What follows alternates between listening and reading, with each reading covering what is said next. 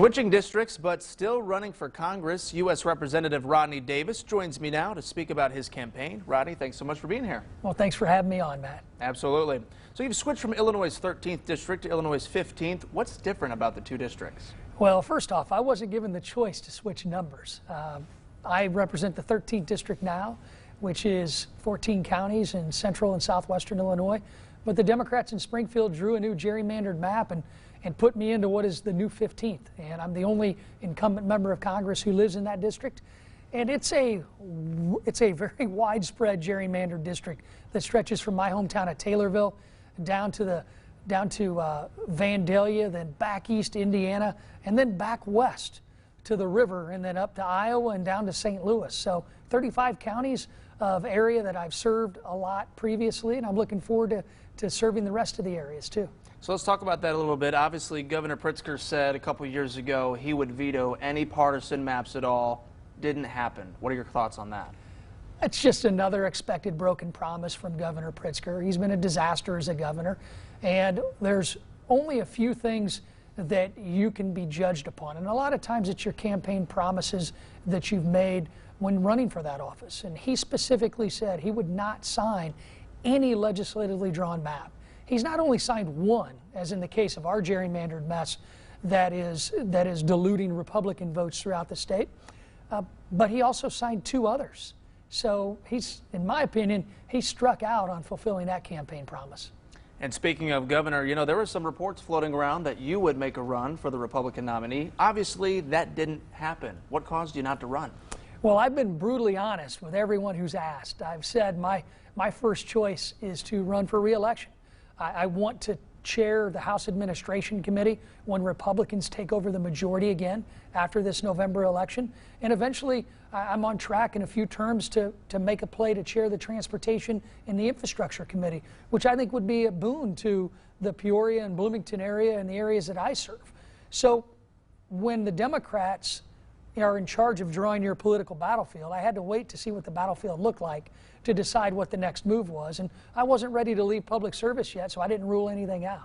And you're now running for a new district. Does this change your campaign at all? Absolutely not. I mean, I'm me. I'm not going to change who I am. I'm a conservative.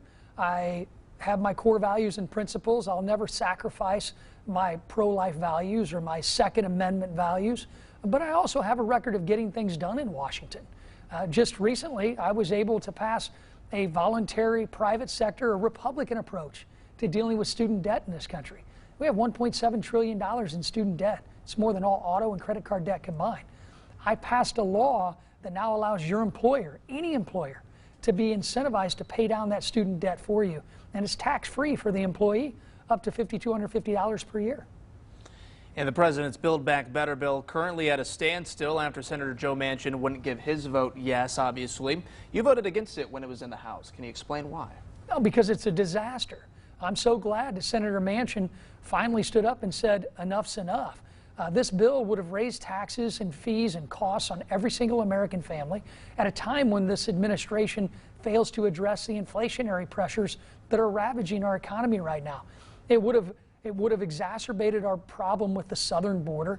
And the Democrats, if they want to continue to ignore what's happening at the southern border, let me put it in perspective for your viewers here, Matt.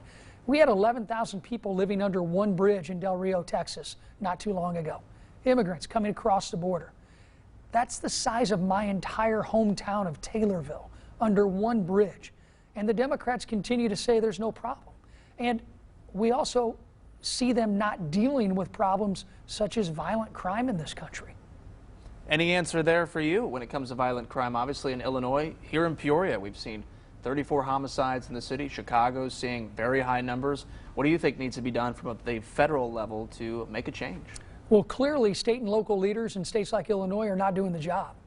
They're putting forth and signing into law provisions that will exacerbate this criminal program, with no cash bail being eventually implemented. We have prosecutors who are not prosecuting crimes that they say are petty. Well, when you do smash and grab at stores along the Magnificent Mile in Chicago and steal thousands of dollars worth of equipment, supplies, or purses in many cases, a prosecutor needs to be strong. And if we don't see that at the state and local level, then it's going to be our job at the federal level to send a message that these leaders need to do a better job. And they're not doing it right now. And two in particular are Governor Pritzker and Mayor Lightfoot. All right. Well, Rodney, thanks so much for joining us today. Thanks, Matt. And we will share this whole interview on our website, ciproud.com.